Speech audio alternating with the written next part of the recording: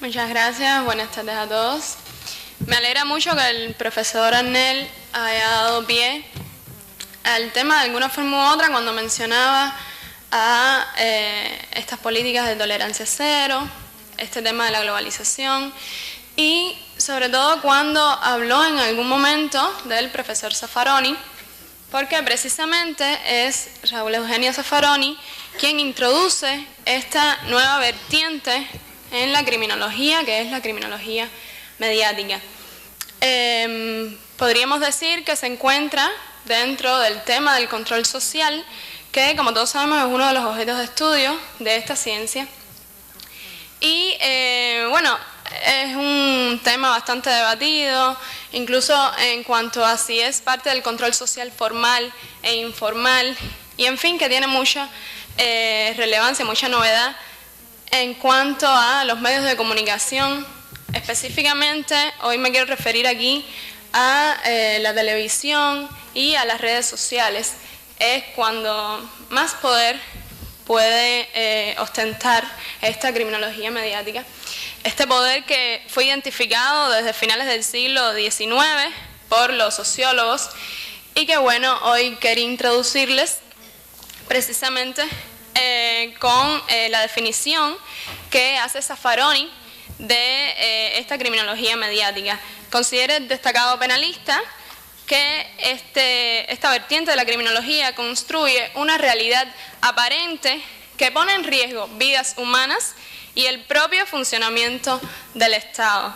Es un juego con el espectador en que expone ante sus ojos a las víctimas de los delitos, los cuales denuncian todo lo que los que están detrás del mensaje que se quiere transmitir no se atreven a manifestar.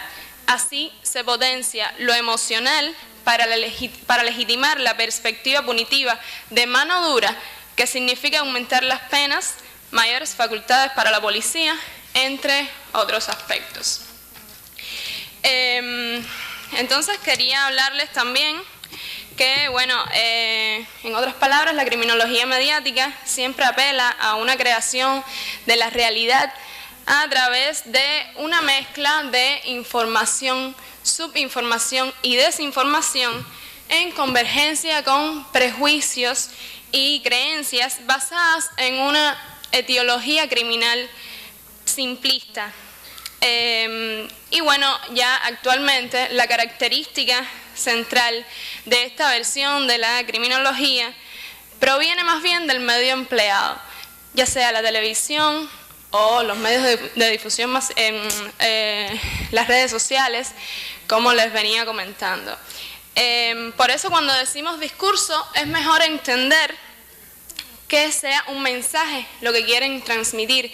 ¿Por qué? Porque este tipo de medios utiliza más las imágenes que la prosa, que otros recursos, como pueden ser la radio y la prensa. Y precisamente el gancho de estos medios es que esas imágenes tocan el campo de lo emocional de las personas. Los receptores de esos mensajes, de esos discursos, lo analizan desde el campo de lo emocional precisamente porque las imágenes llegan allá. Entonces, la criminología mediática crea la realidad de un mundo de personas decentes frente a una masa de criminales identificada a través de estereotipos que configuran en ellos separados del resto de la sociedad por ser un conjunto de personas diferentes y malas. En este tema es importantísimo entonces la socialización. La socialización, como todos conocemos, que es un proceso a través del cual se transmite las culturas de generación en generación en un contexto histórico determinado, en un territorio determinado. De ahí que entonces las conductas van a ser aceptadas o rechazadas en dependencia de esos patrones conductuales que se trazan en cada sociedad. Por eso, los premios y los castigos que esa organización, esa sociedad, ha determinado en función de la conducta que asumen la misma, así como los conocimientos que han acumulado. Entonces también es importante el tema de la política relacionada con la criminología mediática. Por supuesto, los dueños de los grandes medios, de las grandes empresas de las que estamos hablando, generalmente que ostentan un poder económico, pues generalmente ostentan un gran poder político. Y siempre me viene a la cabeza cuando leo este tipo de cuestiones, toda la situación que ha ocurrido en Brasil y la cadena Globo como un ejemplo. Y esto tiene su máxima expresión sobre todo en las campañas electorales. Todo el debate electoral lo vimos en Estados Unidos, Donald Trump, Hillary Clinton, todo el debate electoral se pone de manifiesto en cada uno de los medios de comunicación, y aquel que le ponga más empeño, aquel que sea más escuchado, más visto en esos medios de comunicación, generalmente se lleva el triunfo.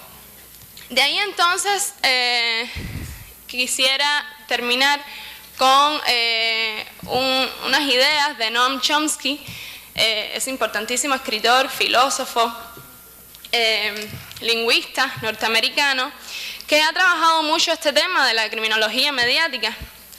Y Noam Chomsky habla de las funciones de la manipulación de los medios de comunicación desde una perspectiva criminológica. Y quisiera comenzar entonces diciendo que, bueno, reproducen los mitos del positivismo criminológico.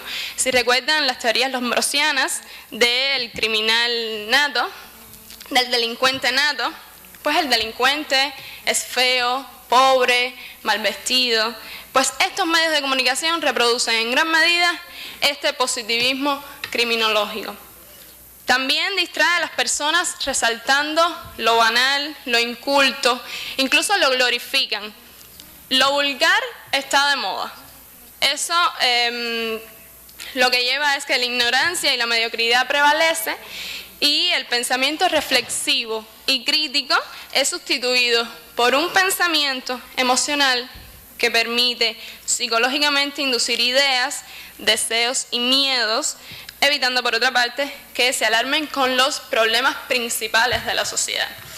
Entonces, eso conduce a que exacerben la inseguridad, la crónica roja, la exaltación de los miedos y las amenazas criminales, crean en la población una inseguridad que genera eventualmente exigencias de tipo punitiva contra los hacedores de esos sentimientos inducidos. Entonces obvian conscientemente las causas de estos fenómenos, las marginalidades, las desigualdades sociales, la existencia de grupos excluidos o invisibilizados que requieren otro tipo de soluciones a sus problemas, y no en las exageradas penas o sanciones penales que el imaginario colectivo exige en ocasiones, precisamente por estas cuestiones, por estos temas que aborda la criminología mediática. Y a su vez legitiman el castigo legal o ilegal de los delincuentes. Se justifica así que la policía de muerte a un delincuente o un sospechoso de serlo en la calle, también que sea golpeado. Todo ello se fundamenta a partir de la excusa de que el mismo estaba drogado o tenía antecedentes penales. Ya esto está siendo criticado y se está reaccionando con respecto a ello, sobre todo en Estados Unidos. Hemos visto que ya desde hace un tiempo se está tomando cartas en cuanto a esto. Y bueno, esto a su vez hace que se minimice la repercusión de los delitos y de los delincuentes de cuello blanco.